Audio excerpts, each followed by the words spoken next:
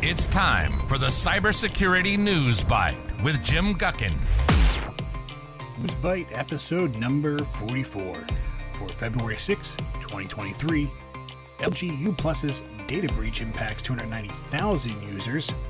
Mortgage financial technologies company exposed hundreds of thousands of records online.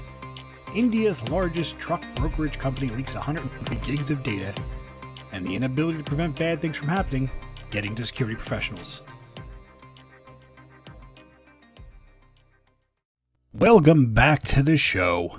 First story we have this week is the LG UPlus's data breach, which was a big data breach that happened to impact about 290,000 users.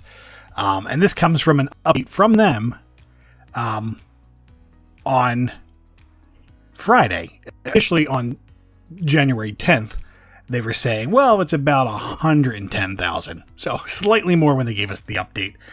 More than double what they were expecting. So right now, there's not a lot of information about this, but if you do use LG UPlus service, you might want to consider, taking steps to protect yourself. And we don't really know at this point what happened, how the attack was generated, or anything along those lines. But we do know that LG has announced that the names, birth dates, phone numbers were part of the data that was breached. And the good thing is they're kind of indicating right now that this does not include any kind of financial information. It just happens to be those sets of data that was leaked. And they're reaching out and they're working with the Seoul Metropolitan Police Agency, the Personal Information Protection Commission, and the Korean Internet and Security Agency. I expect more information as we come out about this. I'm going to take a stabbing guess to say that this was a phishing email that somehow got access to their systems and the attacker was able to pivot to other systems. I don't know this for sure. It's just right now I'm playing the odds that most major breaches nowadays are phishing. So just a guess on my part. But right now is that the information is still fairly new. So we don't really have a lot of information. What happened, what they're doing. They're still kind of in the investigation phase. And look, this happens a lot during this kind of incident. You get the information out fast, which is I will always give it to an organization who is willing to come forward and be like, look, something happened. We're not quite sure yet, nor honestly, probably in the background, they're probably never going to tell us really what happened. Though I love when organizations do. I love when they have the gumption to go, look, something happened. We made a mistake. We are willing to admit that. And here's kind of what happened, or at least share it from other organizations. And part of my thought on this is this is not a one against everyone kind of mentality. Like most other business things. Look, LG has their corporate secrets, their corporate intellectual property. So does every other manufacturer out there. Has kind of the things that they do that sets them apart from their competitors. So I understand not sharing that, but sharing cybersecurity data should be something that everyone does. And if you work in the industry, you tend to find that there are a lot of collections of these groups. They're usually something ISAC. And it's a group of professionals, usually in your same field, who share information back and forth to kind of help warn others or give IOCs or any of this stuff to help build a more resilient defense against things. And yes, hackers tend to usually target the same things over and over again. So it makes sense that, these organizations would build these resiliencies together. Now, my thing here is, we kind of need to do that on a larger scale. And the problem is there are stuff that you kind of can do this, but it's always behind a paywall. And, someone gets their feeds from A company and someone gets them from B company. They may not be the same. And there is a cost to get into that club. There's a fee that you're paying for those threat intel feeds. And this is why I think you've seen a lot of cybersecurity or cyber thieves make that transition to something a little more small, medium business. They don't have the money to invest in these feeds, and they're left open. But in the end, we still all pay for this because, new things get invented and used against them, and then eventually pivoted to something bigger. But I'm kind of watching this, and hopefully we'll have an update that I'll be able to share with you at a later date. But as I said, that's all we kind of have right now. It's kind of breaking news as of Friday when they kind of dropped that, oh yeah, it was a lot more than it was supposed to be, and yeah, here's the information, but there's nothing really that bad, so, kind of cool. So we'll see as that goes on. But the biggest thing is, make sure that your users are aware of phishing and have no qualms in reporting it. Now, for our second story, I want you to think about all those times you might have filled an interest for some kind of purchase online, whether it's solar panels or mortgages or, cars, all this kind of stuff where you put information in hoping to get people to reach back out to you for this. Most of them go into a leads company, the one who collects all the information and kind of figures out how serious you are and then sells it to someone who's going to buy it to make the final sale for you. Well, this is about one of those companies, and it's about actually mortgage company. So there was a group of security researchers, Jeremy Fowler and Website Planet research team, was just doing their normal thing, doing what security researchers do, poking around, seeing what they can find. And they found a open and non-password protected database. Number one, not a good sign. Now, this database contained 717,814 records. And that's a lot of records. You wouldn't want that there. Those records contained personally identifiable information, PII for those of you in the know, for thousands of Canadian citizens. The data was for a mortgage lead database, which was people looking for information on mortgage loans or home loans. This data contained the names, phone numbers for your work, home and cell, email, physical address, and also had the employee data of the company. So, like I said, this database was really a leads database, which was made for people who want to buy a house, people who want to refinance, obtain a equity line of credit, or purchase an investment property. So if these were any of you in the Canadian area, country, I don't know why I said area, country, this could be a problem. Now, the company who was hosting this database was called 812, the number 8 and then the 12 spelled out, 812 Financial Technologies Incorporated. And according to their website, 812 streamlines the home finance process by providing its partners a one-stop financial solution for all their mortgage need. 812's proprietary technology platform, Infinite, INFIN, and the number 8, identifies the best possible mortgage from Canada's largest marketplace, bank, alternate, and private mortgage products. Now, I should say that this is a Canadian-based company, and Jeremiah and the Website Planet research team did their due diligence and reached out to 812.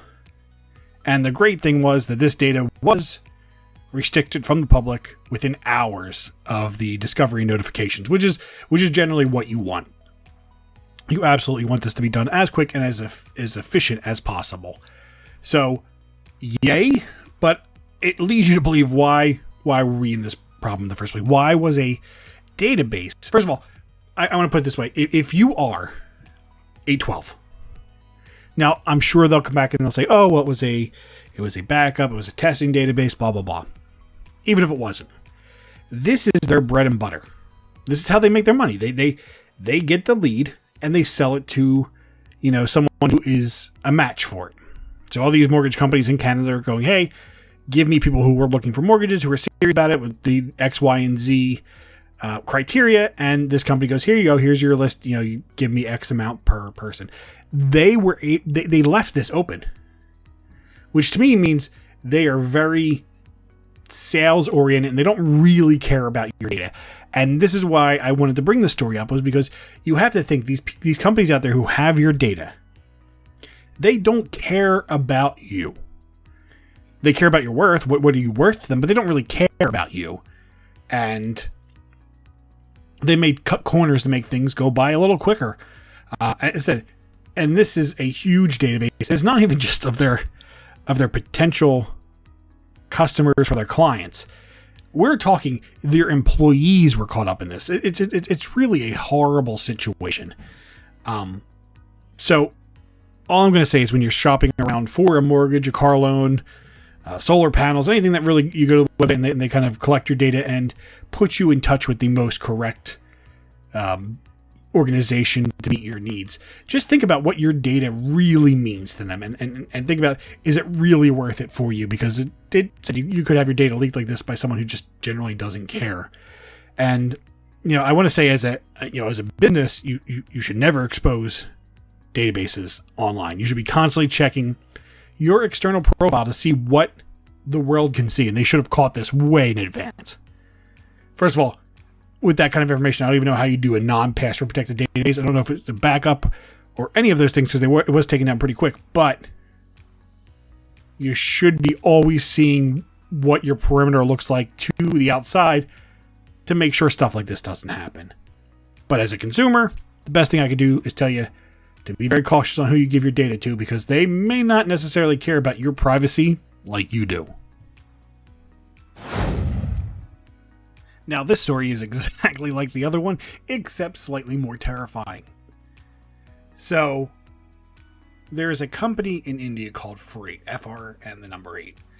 Actually, let's start before that. There was a Italian cybersecurity firm called Flashstart, and they have a security researcher named, and I'm going to apologize for this, Anurang Sen, who was just poking around Shodan like a lot of cybersecurity researchers do.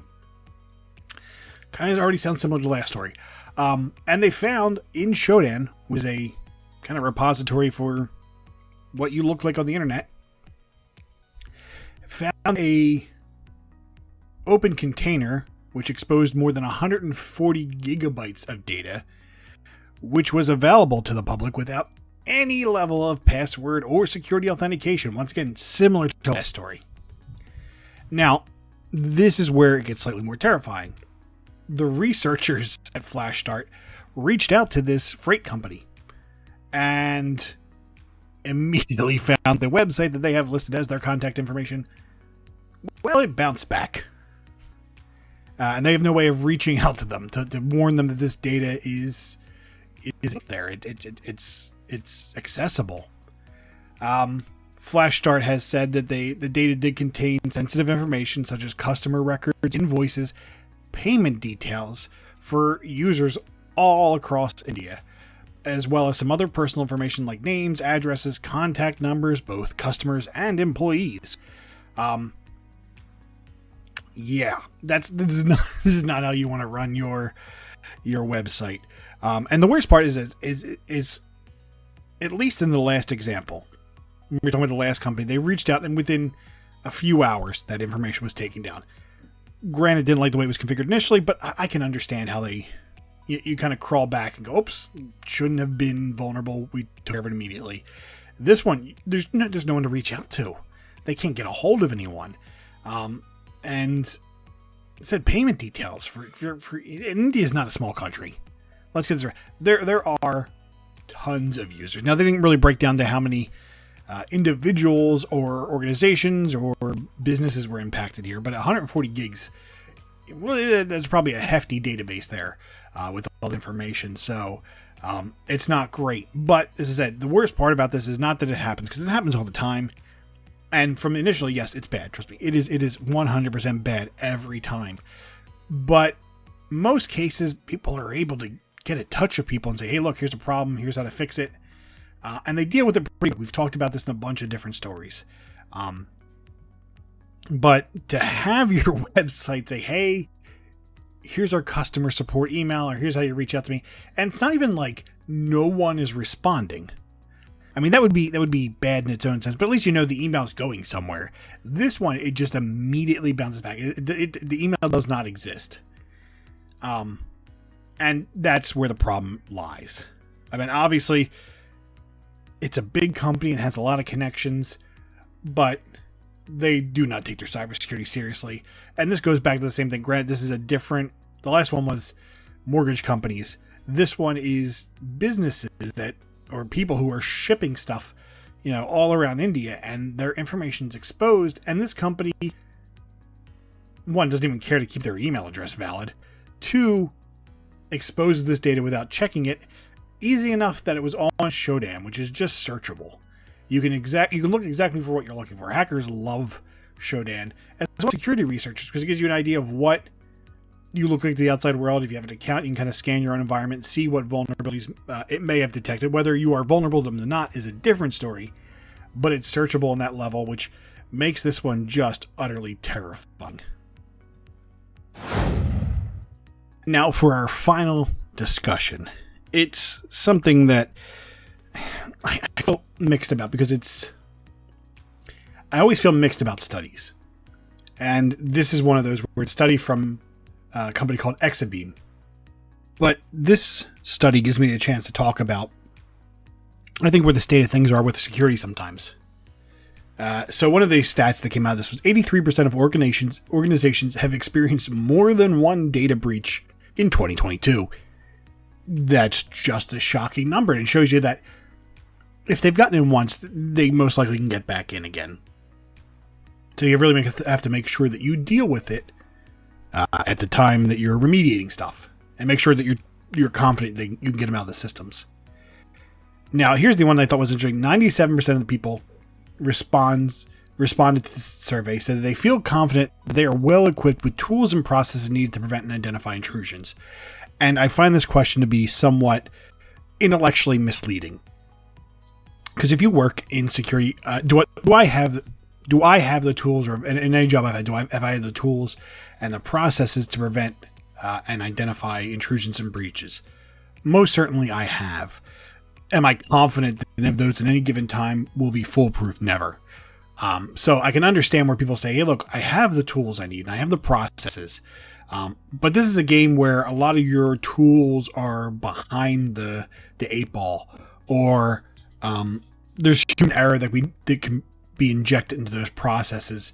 That's why we're even seeing these big security companies fall. Like when FireEye had an issue, I'm sure they had the tools to detect, and I'm sure if you would have asked them prior to the supply chain attack, they would have told you they had everything. But you can feel confident, but there's never such thing as being complacent. 46 people who responded said that they operate on one or more SIM platforms to detect the stuff. So that's very interesting. And I guess from that standpoint, if you have two, one may detect things, the other may not. So that's I like that approach. Then we're eventually going to get to you need 3, you need 4. 64% of those who have the more than one SIM platform are very confident they can detect cyber attacks based on adversary behavior alone. So this is not like a signature based. They can just by behavior detect something wrong, which I find sometimes it's a hard thing. And if people have gotten together, great, but a lot of people don't. It's hard because people are not robots. We do not do the same things over again. They log in from places you're not expecting, or accidentally have a VPN on, all this stuff, which you have to chase down if you work in cybersecurity. 59% with 2 or more platforms are confident, and they're very confident actually that they can detect stuff. 4% of U.S. security professionals are not using a SIM platform, which that's just, I don't know how you're, well, I do know because I've been in that position. I know you're probably going through all the logs individually, and that's how you're doing it. You are acting as the SIM, but that's not great. Now, 81% of that 4% are confident they'll detect something and be able to catch it. That 81% of that 4% is very delusional. 17% of all respondents can see 81 to 100% of their network, which should terrify you because only 17% are confident they can see 100% of their network. That's a lot of people who do not even have that confidence of being able to see 4 out of 5 things. Now, when it comes to prevention, 65% still prioritize prevention over detection, investigation, and response as their most important security goal. And I could not agree with this more. I mean, I could agree with it more. I could agree with it more because look, you want to catch it before it does something bad. So yes, you should spend more money on detection over the other pieces, but don't ignore those pieces. 33% said that detection was their highest priority. 71% spend between 21 and 50% of their security budgets on prevention. Once again, I understand that. 59% invest the same percentage on detection, investigation, and response. See, for me, prevention's always the key. I'd rather spend money to keep you out of my system than investigating or response. But investigation is clearly important, and once something happens, response is very important. Staff, 43% of respondents cited being unable to prevent bad things from happening is the worst part of their job. And I think, and I've talked about this many times, I think this is part of our cybersecurity mindset. You know, as a security professional, you know, based on facts, that the odds are just not in your favor. And no matter what you do, what tools you have in place, there's a likely chance something bad's going to happen. You're going to have to deal with that. I can see why a little less than half people are consider that part of their bad job. It's like, you know, you're a guard at a prison and you know people are going to escape. You know it. No matter what you do, someone's going to find a way out. In fact, it's more easy to be breached, honestly, than it is for prisoner escapes nowadays. 41% say that they lack full visibility due to security product integration, meaning they have all these security tools, but they don't integrate well. So 41% see that as a problem. 39% say that they have an inability to centralize and understand the full scope of an incident. This sometimes based on the incident, I totally get it. It can be hard to get your hands around it at first or even later on. 29% say being unable to manage the volume of detection alerts with too many false positives. 29%. I'm surprised this isn't higher because I've never met a security team who didn't have to really worry about false positives or alert fatigue. It's one of the things that we're starting to hear now more and more. Alert fatigue is why you find a lot of SOC people, security operations center people, being burnt out because you're just constantly under a barrage of all these alerts. And you don't want to tune too low and then, you know, not deal with it. 29% say that they don't feel confident they resolved all the problems on the network. That's the nature of the beast. I mean, look, there's a give and push when it comes to security. And sometimes you can alert people of an alert. You can fix it, but doing so will break things, so it's problematic. You know, one of the things I've had to learn is there's a compromise or competent controls you can put in place. There's some things you can do when you can't secure things, but you're never always going to secure things because, look, if we followed things the way we want to, no machine would talk to another, and it would just be chaos. Talking about credential compromises, 90% of security professionals are battling compromised credential cases. This is always something that happens because, as I said, phishing is a big thing, and it's something we have to deal with. Just 11% can scope the overall impact of detecting malicious behavior in less than 1 hour. And, you know, security is one of those things where time is key. So 1 out of 10, we'll round it down to 10%. 1 out of 10 security teams are sure they can catch it within an hour. And to be fair, most breaches that get discovered, those people were in your systems for days, weeks, months, maybe sometimes even years. So the fact that some people can feel like they can get it within an hour, that's great. 52% reported they can analyze an event within 1 to 4 hours, which is, once again, really great. Because that's the key time where someone has just gotten into your system, assuming you caught them at the beginning. Now, 34% says it can take 5 to 24 hours to identify high priority anomalies. I want to guess some of these are probably people who use a MSSP, managed service or managed security service provider. Usually those have a handful of hours just in delay. But it depends on your tools. It depends on your team. It depends on how around the clock you are. So this stuff can be very difficult to handle. And I bring all these stats up to talk about, like, you really need to think about how your security team is doing.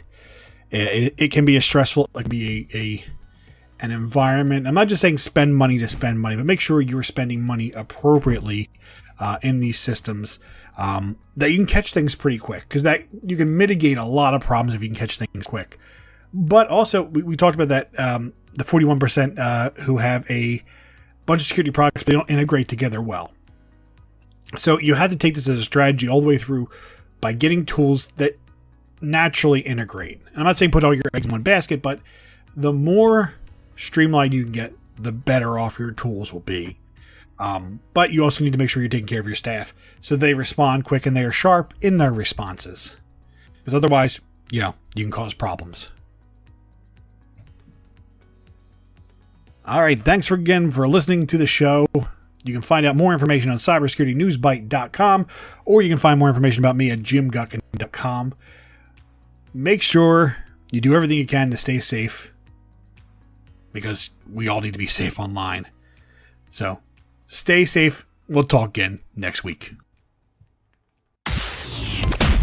You've been listening to the Cybersecurity News Byte with Jim Guckin. Learn more about our show at cybersecurity.newsbyte.com.